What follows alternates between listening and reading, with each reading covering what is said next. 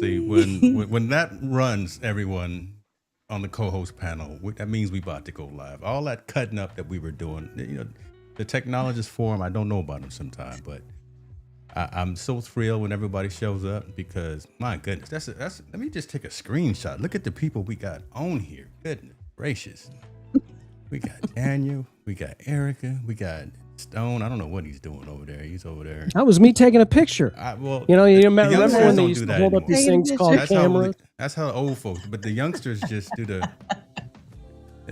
Listen. Not everybody took 20 years off their face before they got on screen. Tell tonight, somebody, like you brother. did. That's true. Tell somebody. That is true. I want to make sure to show up appropriately. It's magical. Listen, we are. Let's go ahead and get live. Let's get into it. We everywhere where we need to be. Substack, all the YouTubes and things of that. Facebook was acting a fool, but that's all right. Y'all know how I feel about that platform. Okay, we'll leave that alone. We know now. me and don't know, Zuckerberg, boy. now you know. Me and Zuckerberg. I use a lot of his tools, but my goodness, me and him. Okay, let's lock in. Creators, monetization. We want to talk a little bit about this today. We want to talk about leveraging new technology. We want to talk a little bit about, are we getting our just due? Are we getting paid? Is it too expensive to be a creator or not? So I want to pose this out here. Creators are getting paid, but attention is expensive. If attention is the tax, then tonight let's kind of figure out ways to optimize ourselves and all of our due diligence for this year. And how can we grow? It's still early. It's only March. How can we continue to grow here moving forward for the remainder of this year without quote unquote burning out? The 2026 Creator Economy Report is out. That was the co-host homework. Not sure if anyone read it. I read it, but we'll see. The 2026 Creator Economy Report from the Influencer Marketing Factory. And that's kind of what we're going to riff on tonight. Just if creators are getting paid, which is one thing, fantastic. But at what detriment? Are we talking about burning ourselves out? Are we talking about doing too much? Are we going in every direction? I want to say this, but I'm tired of seeing all of the videos of creators saying I'm done because of whatever the reason is. Maybe it's just trying to get some clicks. Maybe it's trying to get whatever. But I want to make sure that the folks within our communities don't get to that point to where they have to say, I can't take it anymore. I'm no longer having fun. I've lost the passion. There's so much opportunity out there. And these three folks are on the panel right here today. These co-hosts, my goodness, they out here killing the game. So let's start there. When you hear attention is expensive, what does that actually mean today from a creator perspective? I'm gonna go directly to my side here. Miss Bates, look at you. What you ready, sis? It is my personal opinion that if it is expensive, you are not talking to your target audience. That you are not clear on who you're supposed to be talking to. That is my personal opinion on that. Go a little bit deeper in that. Your thoughts. Okay, so who is? Okay, I don't want to go down the rabbit hole, but that's easier said than done. I guess let me say that it's easier said than done. If you're not talking to your target audience, don't you have to kind of know what your goal, your mission, your direction? You have to know who in the world you are first. Yeah, I'm being devil's that's advocate, true. but go a little bit further in that before I get Miss Smith on you, because she got some words to say. I know. So I've been doing this for a while, and I assumed, I didn't ask. I know I'm not supposed to assume, but I did it anyway. I'm talking to business owners who want to be seen more on social, want to bring in more customers. So I say what I do, virtual events will bring that to you. Mm-hmm. And I assume that they know what I'm talking about. They have no clue. And what frustrates me, I think I'm speaking English. I think I'm saying it the simplest way possible, but they have no clue. I join groups where they are entrepreneurs, business owners. We talk about events. I try to chime in. Nobody knows what I'm talking about. And I'm like, oh, I'm not talking to my target audience. That's why. And after I figured that out, after I got to hang out with the people who knew my English, it was so much better, so much That's a easier. t-shirt right there. Okay. All right. So let's do this. What's up? I see people over on Substack. Hallie Q, I see you over there, sis. And Sunny Playhouse. What are you guys talking about? We're talking about, again, the creator economy. Creators are getting paid, but is attention too expensive? That's kind of the title for today. Tanya, your thoughts on kind of what Erica was just saying, and then the question that I asked. How can it be expensive to do what it is that we do? I think it's expensive partially because of what Erica just said, right? But also because people are pursuing fragmented approaches to becoming visible. So they're so stuck on, I want to be visible. I want to be in front of all of these people. I need to post 10, 20 times a day. So they go out and they invest in all of this stuff to get attention. And they're putting money out there without any structured systems in place. They don't know, like Erica said, who is my actual target audience that I want to laser focus my marketing efforts towards. What exactly is it that I do? They're so busy trying to get attention and to operate as influencers and creators that they forget the core of what their real purpose is and what they're supposed to be doing. So I like to call it the 4 M's when we talk about branding, because I think that's it. It's confusion about who they even are positioning themselves to be. And so they're all over the place. And that's why it's costing them. When you don't know what your mastery is, right? You don't know what your expertise is, your mastery. You don't know who you're talking to, your market. So you're trying to talk to everybody with skin. You don't know what your method is. You don't have a framework or a methodology about getting from point A to point Z, which is what you're supposed to be out here serving people with, is this method or this framework. And you don't know what your message is. If all of those things are convoluted and all over the place, you're spending money on all the wrong things. And that's the reason why attention is costly. So I think it's returning people back to the focus. You know, there's so many people now that have the label, hey, I'm an AI expert today. Yeah. And just last month, they were something else. And a couple months before that, they had a different label. So getting that clarity and knowing where you need to spend those dollars is more critical now than ever because it is costly. That's good. Chris, let me piggyback off of what Tanya just said and ask you a similar but same different question. She's talking about the financial piece, the money piece, right? The dollars and cents. And I almost want to add into that and get your opinion on this and everyone else as well. The return on energy, return on effort. That's it. I always say people pay attention to what they pay for. So let me hear about it from just adding that piece on there. Yeah, even before you segued there, and I'm glad. I mean, thanks for putting me on after Tanya. Thank you. I'm sorry. I always do that, right? And you can't just turn my camera off. Turn my camera off. All right. No, when I think about this, I don't think about it financially at all.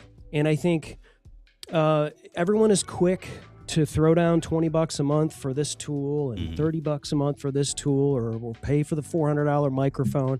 And I think that all of these things are going to make you a better creator. And they're not. They just aren't.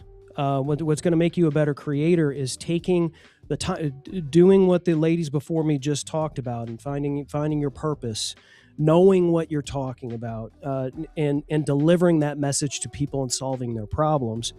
And when you don't have that together, the expense is your time and your energy, because what's going to happen is you're going to be spinning your wheels all over the place, and you're going to go, man, this is not what I thought it was going to be. I looked at 14 thumbnails today, and everybody told me 17 steps to be a millionaire in 3 weeks, or whatever the hook is that makes you think that this is easy. And what people need to hear is that most people are not willing to put in the work that's necessary to be successful. They're not. And if you're not willing to have a month where you struggle, and I'm not talking about financial, I'm talking about struggling, like waking up and not sure that you want to do it. Wow. And then figuring out what are those key things that make me want to do this and to be passionate about it. Because God knows if I was not passionate about doing this, I wouldn't have done it. There's no way. If I was not passionate about podcasting myself, remote producing others, and working with other creators, I mean, there was times where it wasn't just money. It was like I was not getting any sleep. And you have to realize you got to take care of yourself. You have to get sleep. You have to exercise. You have to eat right. You have to put aside the people in your life that aren't helping you rise above the noise and be better. Like all of those things, you got to. Those are important in really any job, but or anything that you want to do. But it isn't just as easy as like, oh, I'm going to be an Amazon influencer and all I got to do is open a box and, I'm going to have $3,000 a week. It's like, you may have a $3,000 week or two, but you may not get $300 in the next year. Like you have to diversify. You have to, and if you love that challenge and you're curious and you take care of yourself, that's really the expense when I think about a creator, because time management is a huge thing. If you don't focus your energy on what you do, and Tanya is somebody that I know is a master at this, is focusing your energy and planning out what you're going to do. Because if you don't do that, you get to the end of every day and feel like you did nothing. Listen, that's expensive. That's expensive. Okay, so here's the thing right there, because you went a whole different direction. I'm looking for my wallet. I'm sorry. I'm old. I can't keep track of stuff. I'm about to put something in the offering plate, ladies and gentlemen. Close the doors. Right? I'm not going to do that one again. Hey. That one served its purpose. I love it. But the pivot that you went on, so I'm not even going to go over my questions as much anymore, because it's more relevant to hear it from real creators who are actually out here doing the thing and hearing what's valuable to them. And it's gone less from just showing up and throwing up, trying to be every single place because you think someone has told you that that's what is the key to success.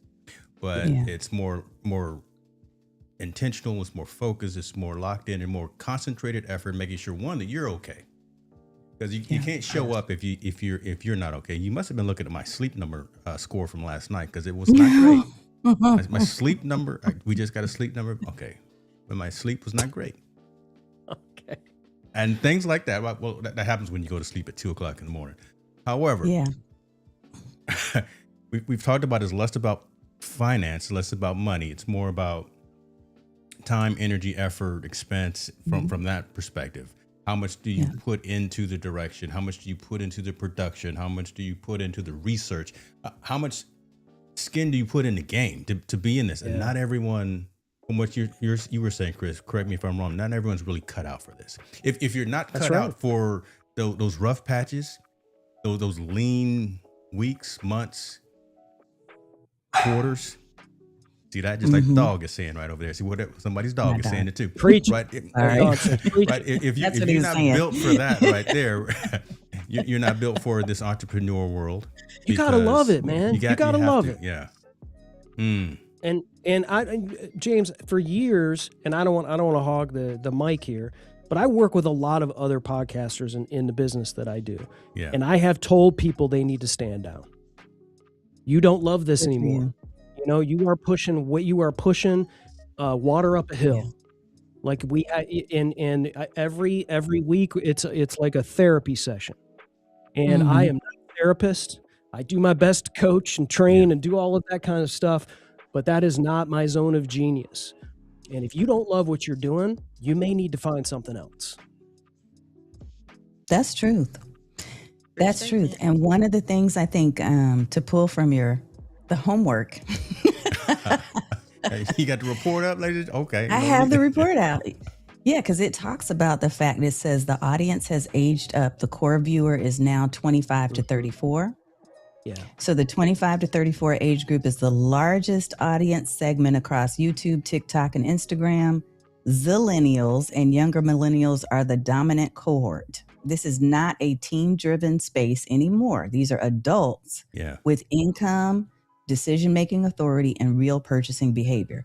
Why does that matter? It matters because, to the point that you just made, which I love that you pivoted here, Chris, because it's really important for us to know that the older we get, the more we mature. It's not just your audience, it's creators are coming out. Creators over 50, that's like a huge group of people, right? Yeah. Mm-hmm. Yep. But we have to realize we're not in our 20s anymore. We may have a lot more responsibilities. We may need to get that sleep. We may need to check that high blood pressure. We probably need to be on a treadmill every day. All in my business right now. Okay, yeah. Look, I can say that, and I can say that because personally, I have gone through a season. This last year has been crazy. And if I wasn't as dedicated as I am to what I do, like Chris said, I would have given this thing up a long time ago.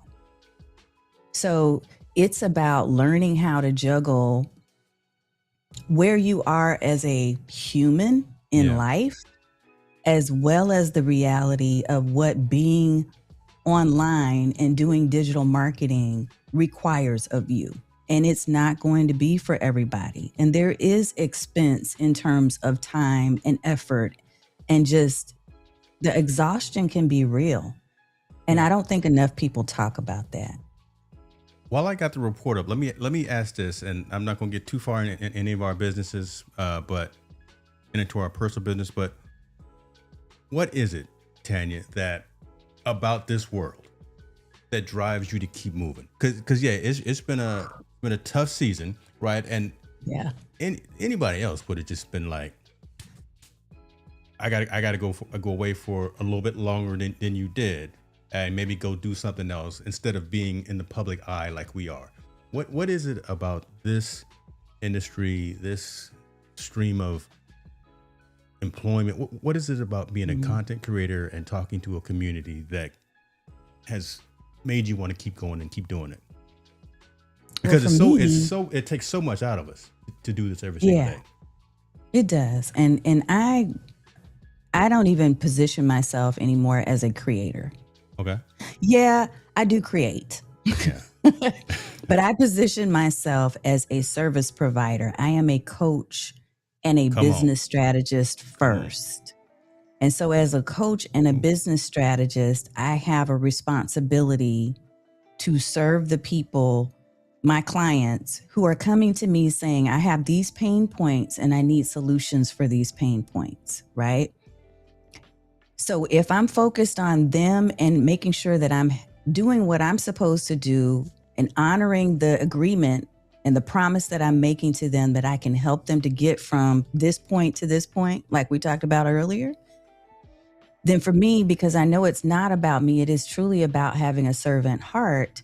That is what drives me moving. Now, if I truly were seeing myself only as a creator and, hey, I want to go do some stuff on TikTok and I want to get sponsorships, and that's the end game is the income from that kind of stuff, I probably would have given this up, because my purpose was not, I don't want to say it wouldn't have been deep enough, because people who are in that entertainment and true creator mindset, they have a purpose too. There's a reason why they're doing what they do.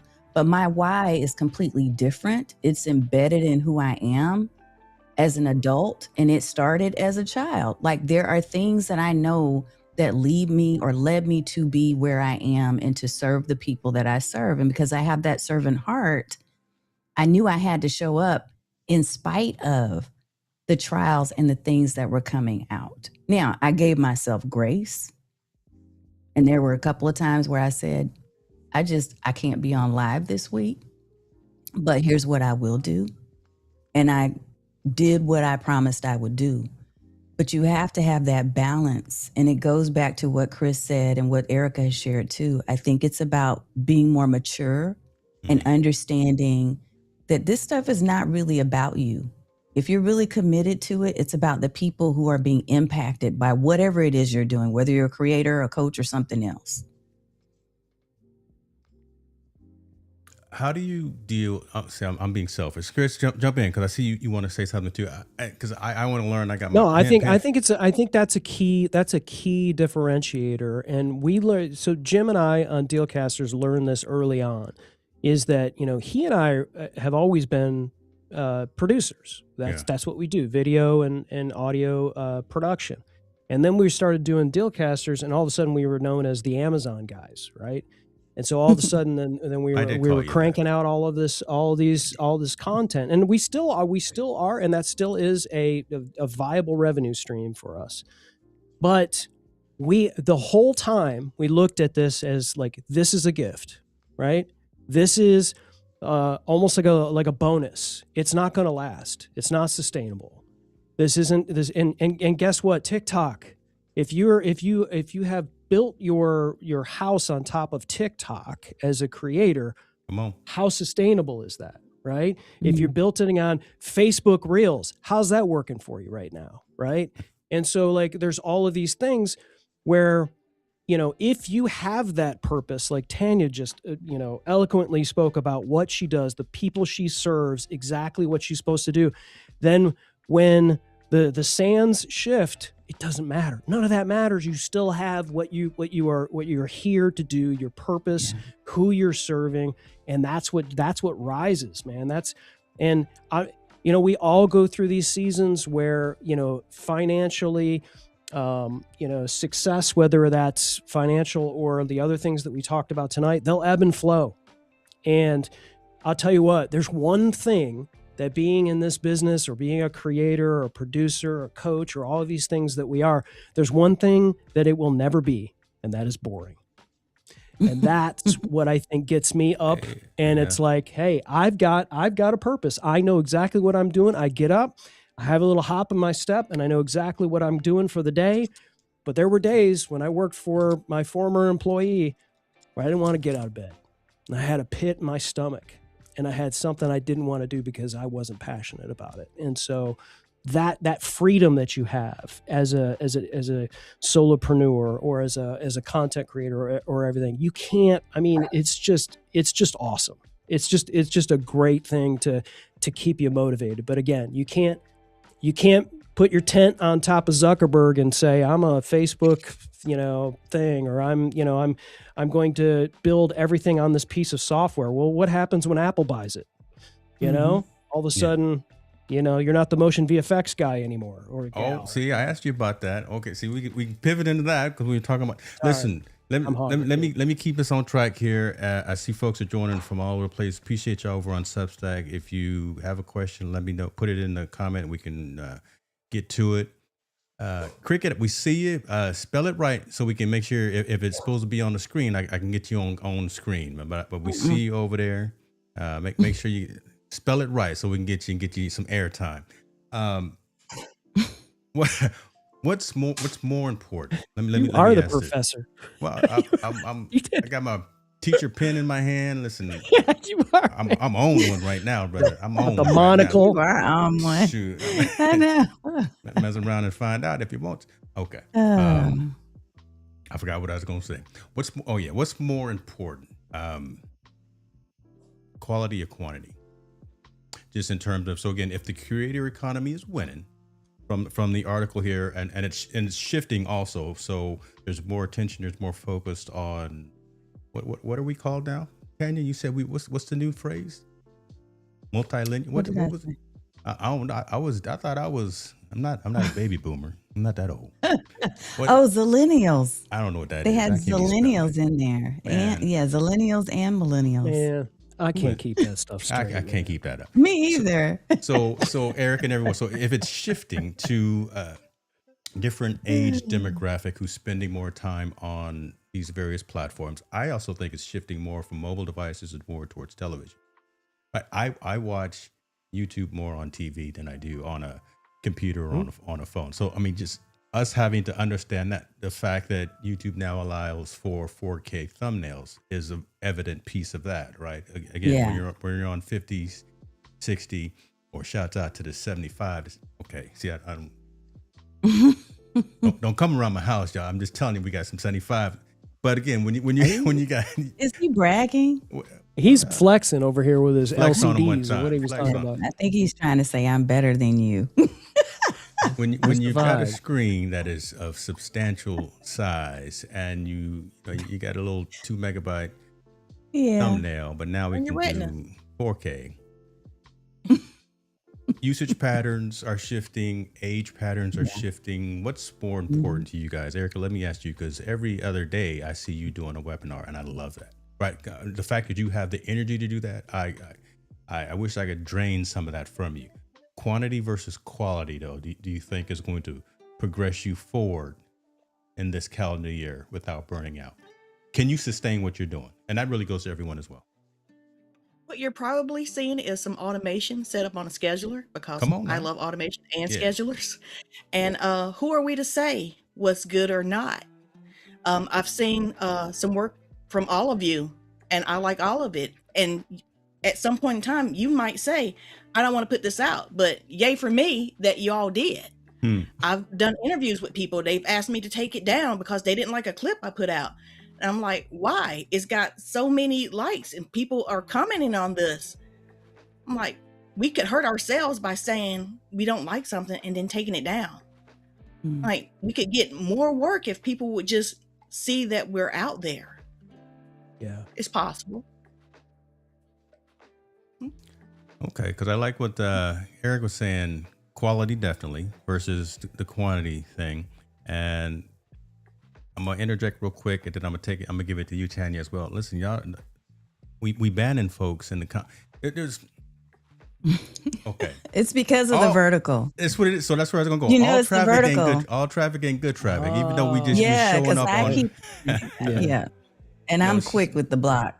Shouts out to you for coming and giving us the watch time, because the watch time is dope, but we already in the partner program. So, it's just gravy, extra gravy now. But man, we quick over here on the ban, just in case. Eric Hayes knows what's up, though. Okay. Eric liked and subbed. We're not talking about you, Eric. Okay. Look at that. Yeah. Oh, where was I going? Okay. No, you were gonna go over and let Miss Tanya. That's right. Talking about quality versus quantity, and we seem like we want to lean into quality versus quantity. So, Tanya, you still, I'm not going to put business out in the street again, but you go to. Yes, you are. That's why you said yes, that. I am. That's why, that's how I preface it. YouTube, Facebook, Substack. Yeah. And I don't know, LinkedIn, maybe once in a while too. It's a lot of places to go, but I kind of know the answer, but I want to hear the reason. You're segmenting your message to a bunch of different locations, quality versus quantity, being spread out so thin, or are you spread out too thin? Does it make sense for what it is, your message, to go out to those different locations? As a softball, because I kind of know the answer. Okay, so here's the deal for me. I have experimented, and I actually have pulled back in some places. Okay. What my initial thought is that I needed to be everywhere all at once, like the movie, right? So when I do live streams, I want to capture people that otherwise might not have seen that message or seen the stream, because I teach people how to do live streams, right? So that's why I made the decision to multicast to all of those places at once. But what I will tell you is that moving forward, one of the things that I'm doing now is starting to build a consolidation plan to really drive more traffic, direct traffic to my YouTube channel primarily. Now, while I am on Substack, and I love the Substack community, so shout out for folks like Dr. Vibe, who I saw in the chat earlier. Shout out to the people in the community that I'm meeting there, as well as the audience I'm building in LinkedIn and the other places. What I also recognize is that most of them are top of funnel content, meaning I'm not putting all my eggs in either one of those baskets, because my ultimate game is that I want people to come to my website and my personal real estate. So they can go over there and watch articles or read articles that are based off of my live streams and go through notes. LinkedIn people, I'm promoting different events and things that I have coming up. Facebook, I have a lot of family and a whole, other audience in addition to the people who are there for the business stuff. So I have reasons for each of those places, and I show up in each of those places for different reasons. But ultimately, you have to start thinking about what is the strategy. And so for me, it is primarily my stuff. Yes. Come on, be selfish. That's YouTube, it. Yeah. Right? Because I want people to come to see my stuff, my channel, my website, my services that I offer and what I can do, because that's where I get paid. And that's also where I'm going to really give more of myself, more of my time, and more of my attention to my community that I have on Heartbeat Chat, to my clients that have invested with me in the live stream authority system, right? But YouTube is going to be their priority channel moving forward. And it doesn't mean I won't go live to all those other places. I still would be showing up in all of those other places too. I'm just recognizing the other thing that's in your report, which is that social platforms have become search engines. Yeah. And so I want to show up for AEO purposes, for the SEO purpose. Like, I want to show up whenever someone has questions that surround the topics that I'm an expert in. That's really it. So from a quality versus quantity, I agree with Erica. I don't know that there's necessarily an answer to that other than the things that I put out, I want it to be quality. I don't want it to be trash. That's just me. I am not willing to get along so well, right? Because we focus on that stuff. Yeah, all of us. Yeah. Like, we like our stuff to look good and to be consumable. Yeah. So I am paying attention to quality. Yes. From a quantity standpoint, I have drawn back some. I'm not so, the people that are out there saying you got to post 10 times a day to this platform and to that, I'm not in it for that anymore. So I guess quality is the winner for me. You sad that Sora's gone, huh? You know what? Sora was a nice. Because you was doing that for a minute. Fun. There's another one. But there's always another one. Yeah. There's always another one. And here's the other thing about the Sora thing, right? So I know everybody jumps on these AI bandwagons. I get it. I think everybody on this call will understand what I'm about to say. The thing that stands out uniquely now is when you're yourself. Your uniqueness is you showing up. So I've started pulling back from sharing a lot of the AI images and AI video stuff and just putting out there me sitting at my desk today, or a photo shoot that I did 2 years ago. I'm pulling photos of me in real life because that's the differentiator right now. Everybody's on the AI bandwagon, including me, myself for a little while, right? But if you really want to stand out, be real, be authentic, be who you really are. That's going to get attention right now. Yeah. I like to go the other way when everybody's going this way. Where you going? Well, let me get on that train with you. I'll be like, okay. Take your own road. Chris, let me ask you, follow on to that. And again, I did it again. I'm having you after her. I'm gonna switch it next time. Man, this is man. Tanya talked about the fact of I call it being selfish, and I love the fact, because we need to be selfish, or we need to be attentive to our own needs. Yeah. Creators need to stop being so apprehensive, I think, to asking for the invoice, asking for revenue.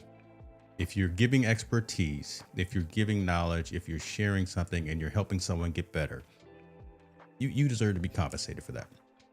I think that there's a apprehension to that. A lot of folks that I talk to seem that they're scared to do that.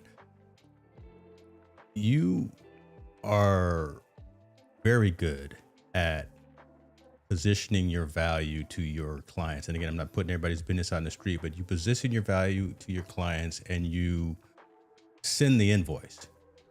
And before they get the product, you get paid. How did that mentality come out, just again, from a content creation perspective, that you are not apprehensive to asking for the check? If we're in a conversation where they want my services, then they pay for my services. And if someone's going to come to me and they're going to say, I know it's this, but what about this, which is an amount less for no reason, then the conversation's over. Now I'm not a jerk about it, but it's like, you're not my client. Like, it's not, listen, I was a lot thirstier back in the day. Is your money green? Right. Me too. But I learned that those, we talk about what's expensive. Those are expensive clients. Mm-hmm. Those are clients that you want, and you're like, oh gosh, I have this client and they're paying less and you're doing more. You're doing way more for them, and it's hurting the ones that are paying the higher amount. And so when I get a client, they feel like they're the only one. And that's a service to what we do. And they see the resume, they see the shows, and if we're in a conversation, they will pay me 6 months up front, full contract. That's or else I'm not opening up Canva to do a logo until we have a check and we're moving forward. And that's the way it's worked. And that's the way it's worked for a number of clients going forward. And at any point in time, you want to pull up the 10 stakes, you can, but you paid me for 6 months, right? And it's going to be awesome. And it's going to grow. And I have all the confidence in the world that it will. And so, I mean, to answer that question, it's like, sort of to dovetail on what Tanya was saying as well, when, as a creator, for me, when I'm putting up something on TikTok or when I'm putting up something on Instagram or a YouTube short or something, as me and my company, not necessarily Dealcasters, I know those are not like, my client is somebody that doesn't even look at that stuff. They are on their 30 days out of the month. They're on keynote stages. They're flying around. We're doing conference calls they're in, all kinds of different places. They want their show handled. They don't care about any of that stuff. They have no idea how many subscribers I have, how many TikToks I put out. They don't care about any of that. They just care about me doing their show. Yeah. So when you have that kind of thing, then I'm just kind of creating content for them. And then the content I create is really to serve the other people that I'm passionate about serving, like we do on Dealcasters. You want to figure out how to plug this into this and to get that and to do that. Those people are never going to be my clients. I'm not those people. So it's different for me. Like for Tanya, she knows that she's going to focus on the people that are going to get her paid. And that makes total sense. But on social media, the people that get me paid aren't looking at any of that stuff. They're not looking at, trust me, they're not looking at any of that stuff. They just flew in from Utah and they have an interview and everything is set up and we do the show. That's it. It's a different mentality. It's a different mentality. And it's definitely a maturation as well for you. Goodness, big word.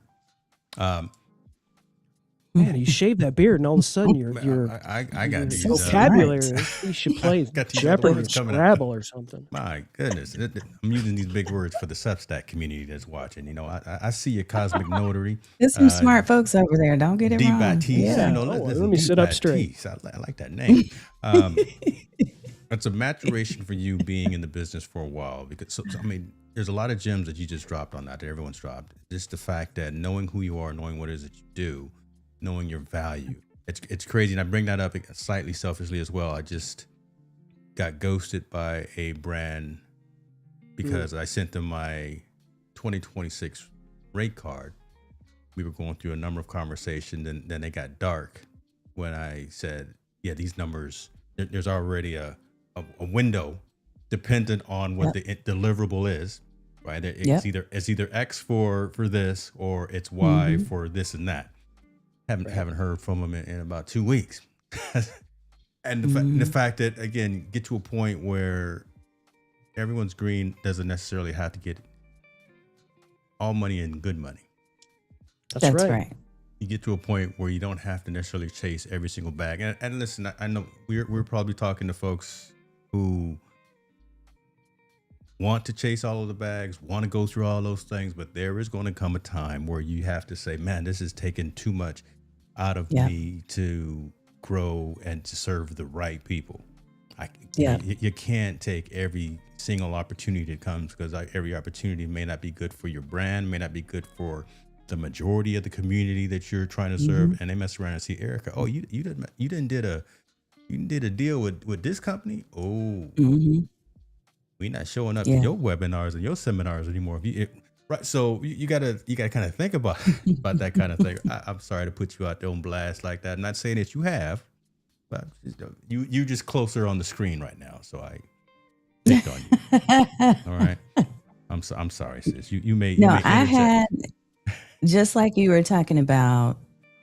So, Chris, a couple of things between the two of you are bringing to mind a recent situation that happened, because I did make a shift recently. I used to have an open free-for-all when it came to Stream Bosses Academy.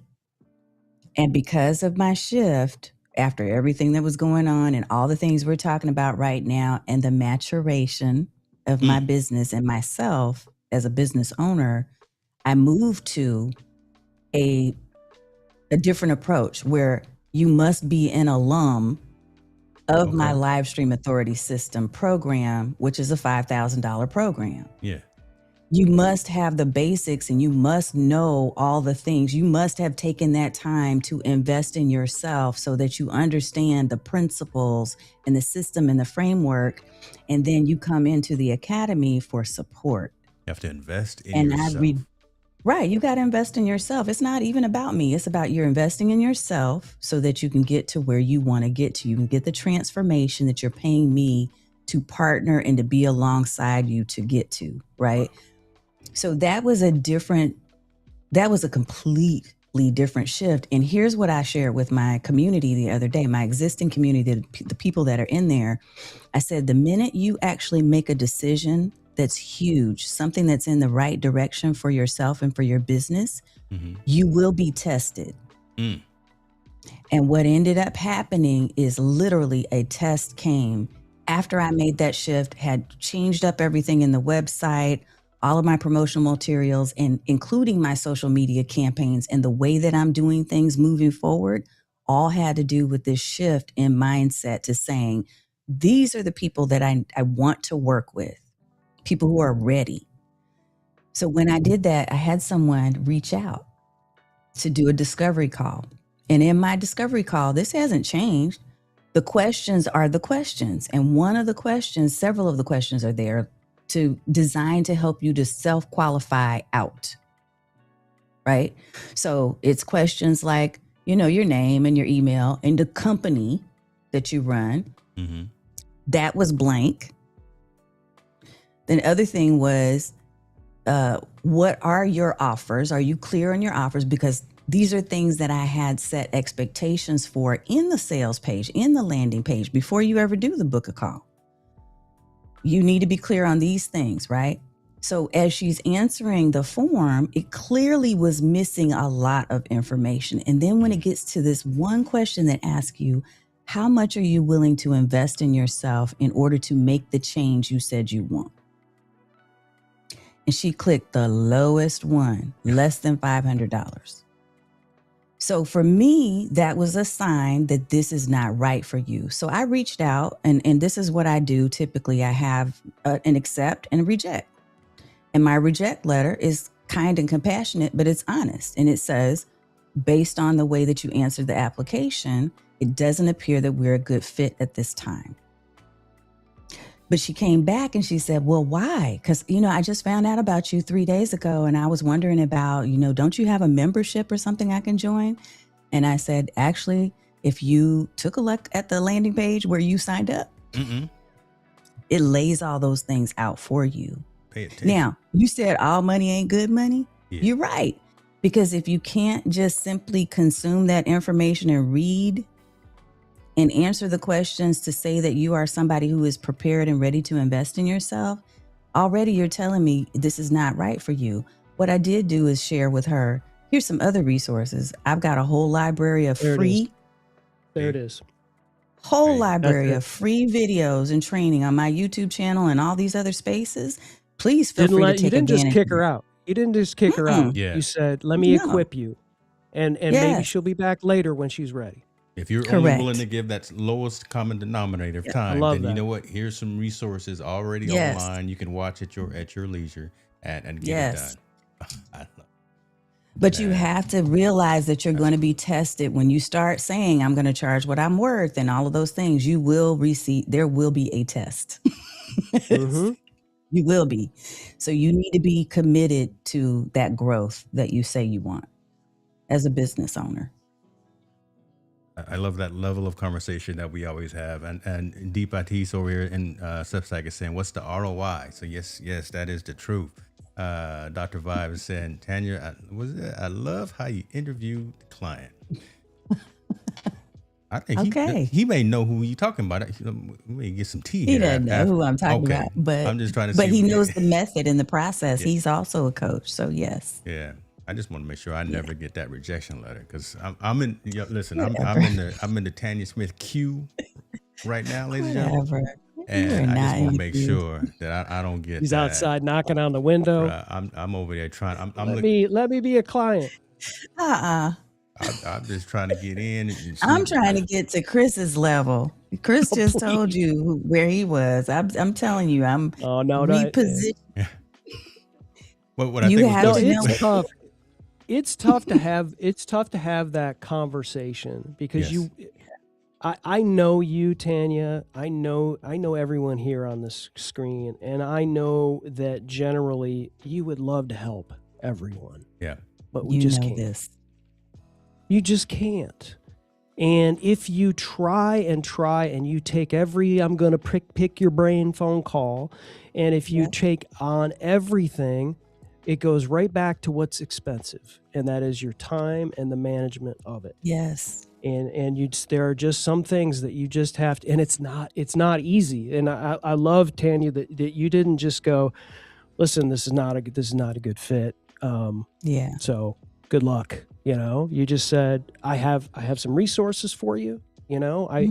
I've had a couple of people that had money that was green and ready to be a client and had the money to be able to do it, but they weren't ready. I mean, they didn't know who they were serving. They didn't know anything about the name of the show. They just, I thought I was going to be a good podcaster because so-and-so said I had a good voice. And, what are you going to talk about? Oh man, people think I'm interesting. I'll just turn on the mic and talk on a Facebook Live. And I'm like, No.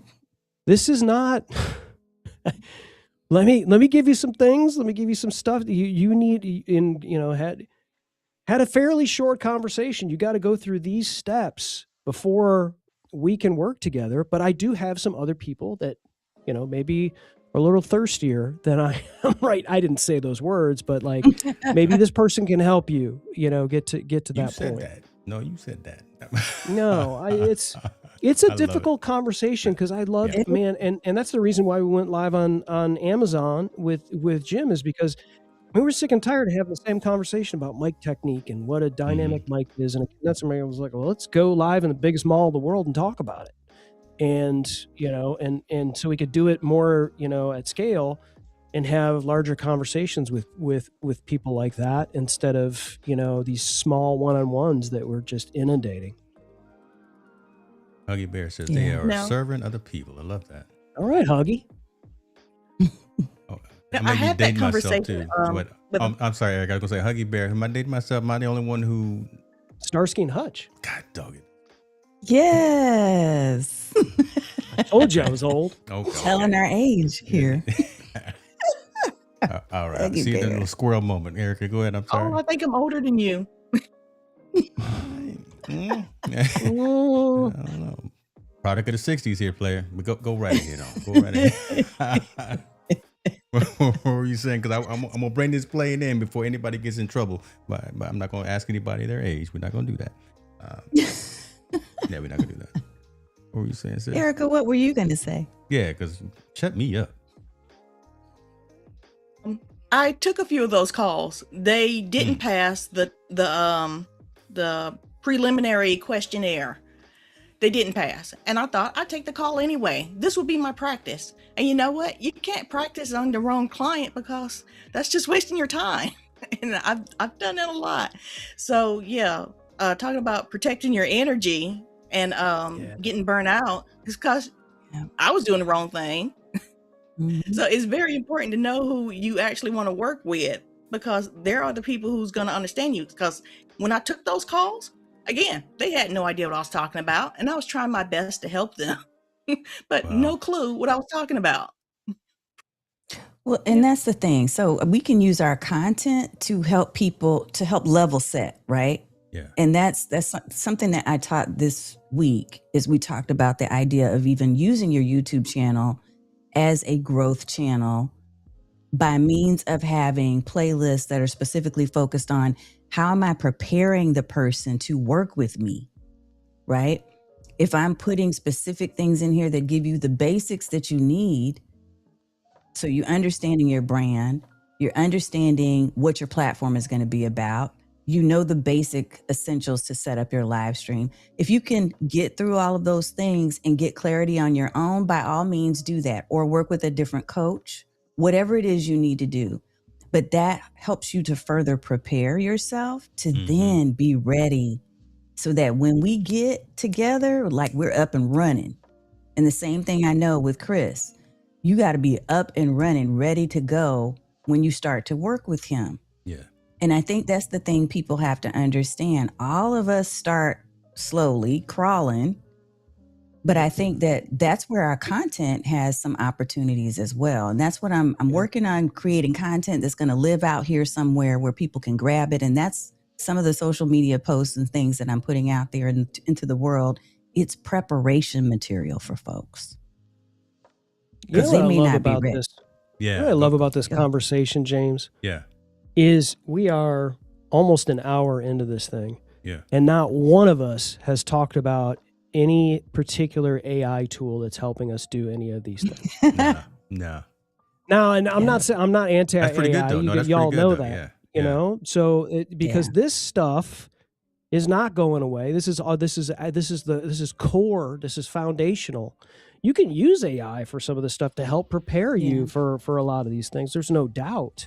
But I just thought it was really interesting that we just went, because typically when we get on Tech Forum, like, all right, let's go, let's get into, greatest, right? I did this on Notebook LM, and everybody's, whatever. Well, we'll take this and put it in those tools, but that's not. Of course. So what's cool about that, and again, it's almost like we read each other's minds here. Looking at the numbers don't lie here. That's an old sports analogy. There used to be a show on ESPN called Numbers Don't Lie. So that's where I got that from. Based on the findings, based on this 2026 Creator Economy Report, those are the things, everything that we've talked about in these last 53 and a half minutes. Again, it's not about the Manuses of the world. It's not about the Claudes of the world. It's about real engagement with real people, solving real problems and being attentive to those needs. People are charging for their value, charging for their worth. I'll put a link in the description for you to get to this report so you guys can read it yourself, but that's where it is. And especially us more seasoned folks, we don't have the time to sit around, mess around, and if you're not ready to talk to us, then okay, then if it's the wrong season, then one of us has to move on, or you need to give me some other resources. Like Tanya was saying, if I can't pay the X number of dollars for focused bit of coaching with someone at Tanya's level, then shoot me over to a playlist of some pre-recorded content, and maybe I can use that and get 1% better over the coming months. Again, it's not about the gadget, it's not about the thing, it's about the reach. I'm trying to find the right adjective, right? But again, it's not about who cares what $20. What company gets your $20 each month? Who cares if you send it to, I don't want to talk about, Dustin's a good man. I was going to talk about Magi, but it's all of them. And, shouts out to Magi. That's a good platform. But that doesn't matter. It's about really locking in and focusing on quality versus quantity. Yeah. Quality versus quantity. Debates. Deep by T. Golly, I'm sorry. I just messed up your name. I apologize. Cultivate your community, then convert them to clients. That's right. There you go, D. See, well said. D, the screen is small over here, and I wear my glasses at. Okay, I normally wear my glasses. Baptiste. It's Baptiste, dope name, but listen. So if I had my glasses on, I wouldn't have messed it up the first time. D Baptiste, ladies and gentlemen. That's why they don't let me on camera much, folks. I apologize for that. So let's do this. Let's bring this plane in. Let me ask a couple of last questions. Just one last question. I'm gonna start with Chris, so you don't have to follow Tanya. I appreciate that. Now I have to follow Chris. Dang. Good yeah, well, you're a good closer. Yeah. What this is kind of in line with what we've been talking about thus far as well. What decision do we as entrepreneurs, solopreneurs, creators need to make to stop trying to do everything and start doing the right thing? What decision do we need to really start focusing on? Who are you serving? It because that will dictate how you move. That will absolutely dictate how you move. If you serve someone, you give somebody some information, and all of a sudden you hear back from them. This was incredibly helpful for me. I was able to do this, that, and the other because of the information you gave me or whatever. That is incredibly rewarding. And, if that person pays you or not, they've paid you in that. And so I just feel like if you're going to avoid, burnout, or if you're going to avoid doing all of those things, it just goes back to loving what you do and having a passion for it. And if you have a passion for serving that particular person, whoever that is, identify who that particular person is. What gender they are, what skin color they are, where do they go, where do they hang out, what are their problems, and then how do you solve those problems?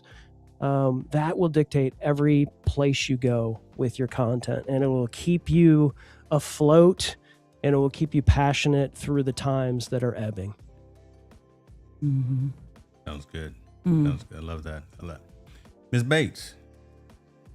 Yes, sir. You got to follow that. I'll rehash the question. Again. So, I wrote this one down. So, what decision do we, as creators, solopreneurs, entrepreneurs, need to make to stop doing everything and start doing the right things? I like to say discipline gets you what you want. So you gotta know what you want. Like Chris just said that. Yeah. So, do you know who your target audience is? Do you know where your target audience hangs out on social? Do you know your target audience pain points? Do you have a solution for that target audience pain points? Can your solutions help them with that? And I think when you know that, you can target that audience. You can have a conversation with that audience. Like, hey, I have a solution to what you said your problem is. Do you want to have a conversation about that and move forward from there? Like I said, I've taken people who didn't resonate with that before. I knew I wasn't supposed to do that, but I did it anyway. I know better. So if we know better, we got to take the opportunity to actually do better. So just know what you want, because it's our discipline that's going to get us what we want. And that's it, James. Love it. Discipline. It's funny, and Tanya, I'm gonna let you go. It's just funny how almost commonsensical that this conversation is turning into be. I mean, and maybe that's a lesson out of this as well, right? That doesn't have to be so tough. We make it tough ourselves. We kind of get in our own way, but we're talking discipline. We're talking about understanding who is your target audience, understanding who you are. Kind of not that hard. Tanya, what about you? What decisions do we need to do to, kind of start doing the right things as opposed to trying to be doing everything? Okay, so because the two of them went before me and said all of the things. They said all the things. They said all the things. And they were good everything too. They said, I'm going to say ditto. And I'm going to say that the people who will benefit the most moving forward in this economy are not going to be the people who are chasing volume. So the old days of, well, I want to have 100,000 here and I want to have 50,000. Yeah. It's going to be the ones who show up with a clear point of view, a consistent presence, and a strategy that connects their content to actual conversions. If they have that system in place, if they're committed to showing up and they have a heart of service for showing up for the people that they promised that they were going to be in front of to help, it doesn't matter how small the audience is. You can still serve them. So stop chasing volume. You got to make that decision. Because some people are choosing volume over, they're choosing, again, the whole quantity of quality thing when it comes to potential clients and leads. And that's why we're making all these stupid decisions and spending so much time and burning out so fast, because we're trying to be everywhere and be everybody's everything. And there's no way you can humanly do that effectively. So I don't mind that I don't have hundreds of thousands of followers. I care about the 10 people that sit in that room, because those are the people that I was gifted to make an impact with. And I just think we have to start making wiser decisions about how we operate and stop focusing on this whole thing that used to be the thing about, I just need to get the volume, just give me all these numbers. I get that the numbers can help you to get to a certain goal or whatever, but shift and reframe the way that you're thinking about how you're serving. Vanity metrics are nothing. They really are. They're just vanity. Baptiste is over there saying quality, being clear. Michelle O'Neill's over there dropping fire bombs. I'm not. What is she shooting at you? But that's in a good way. In a good way. Over there. And Garner is joining. We got Deal Cash is over there. What you got, your clone over there, brother? Okay. Hey. Folks, if y'all Substack is on fire in the house, right? Substack is the truth. Okay. I guess I better get over there on that. Yeah, no, I love that. I love that whole thing that Tanya said, I call them drive-bys. I call them drive-bys or thumb-bys. Like, if all these numbers and these views and this, it's not engagement. It's not real. It's just not. Yeah. The numbers, the views, it takes nothing for a view on YouTube. Like a second. Yeah. It just takes somebody, and they could look at you for 2 seconds and go, I hate this, but you got their view. So are you counting that? You shouldn't.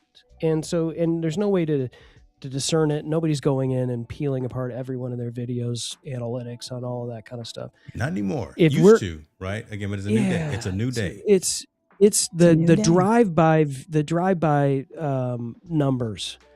Like, you just can't, you need another KPI.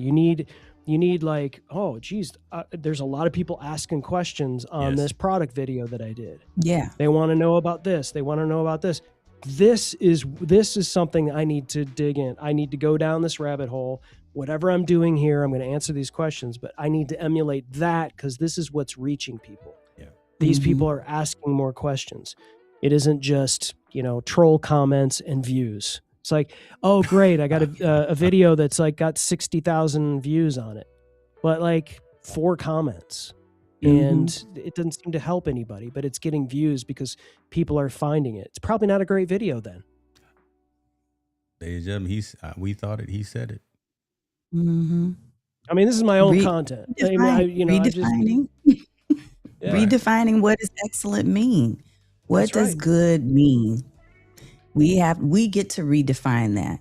There you go. And we have the opportunity to, and the wherewithal and the power to actually say what it is that we do. We don't have to listen to the gurus out there or the old school experts who said do this and this. Brand new day, got a brand new report. Yeah. Brand new report. And we're not going to necessarily follow this like it's the gospeling thing, but it's a good framework just in terms of what a general swath of what's happening out there, and what real people are saying, what real people are doing, is go out there and do the work. Make sure that you serve your community.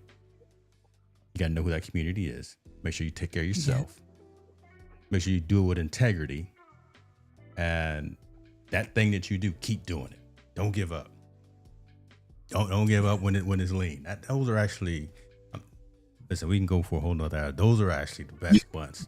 When it's lean, that shows how hungry you really are, right? Because that's when you get creative. That's when you're up in the middle of the night thinking about, man, maybe I should do a session on this. Maybe I should see if I can get this person on, or write this book, or what. That's when, if you really in this for the marathon and not the sprint, that I've kind of come up with some pretty cool stuff when it's been tight. So, all right. Yeah. Same. We did what we had to do, y'all. We did what we had to do. Look at that's a good looking. So did we pass? Y'all high B. Y'all got a high B. Yeah. High B. And we don't grade on the curve. We don't grade on the I'll curve. take it. So Eric said, look, I just want my diploma signed. As long as I got to bring an apple next time. I know. That's what it is. That's what it is. Y'all be ready next month. Apple Watch. When I already got one. Don't trip. Bring me something else. You know, he always tells us to be ready, but we are ready all the time. Y'all, this crew is ready. Stay ready. We stay ready. Couple of the other weeks, your counterparts, your colleagues. All right, I'm not going. We ain't gonna throw anybody. We ready. Hey. I'm sitting there talking to my husband. He told me I had the words wrong. Hurt my feelings. I just knew it was a DMX song. Stop. Drop. Shut I'm up. gonna go through my whole playlist, James, and get this video struck if you don't end No, this thing. but because I wrote it down because that's gonna be the first short. Gonna remove it. No, I'm gonna clip it out. have that in. I'm gonna have that in it, boy. They're gonna be some. Last one was close the doors. Wait till I throw this DMX in it. Boy, You put an old man on a late stream. This is what's gonna happen. Man. Go to sleep, brother. Go to sleep. Listen, appreciate you. Appreciate all three of you. Appreciate the jeez, the community. Shouts out to you over there on Substack. Was the truth today. Everyone on YouTube as well. Even the vertical folks that were chiming in with some off kilter comments. We love y'all anyway. We love y'all anyway. A couple of y'all got banned, but you know it's all good. Maybe come back next week. See if you allowed to come back. If you found value in this session, let me know. If you did not find value in this session, then something wrong with you. But still, bad tag. But still, let me know. So we can continue to get ready. So we can continue to get better. All right, we out, y'all. Take care of yourself. Hold on. Michelle O'Neill loved it. See, there we go. Thank you, everyone. Dr. Vibe. Man, we got to get Dr. Vibe on here, man. Come on, let's make it happen. We out.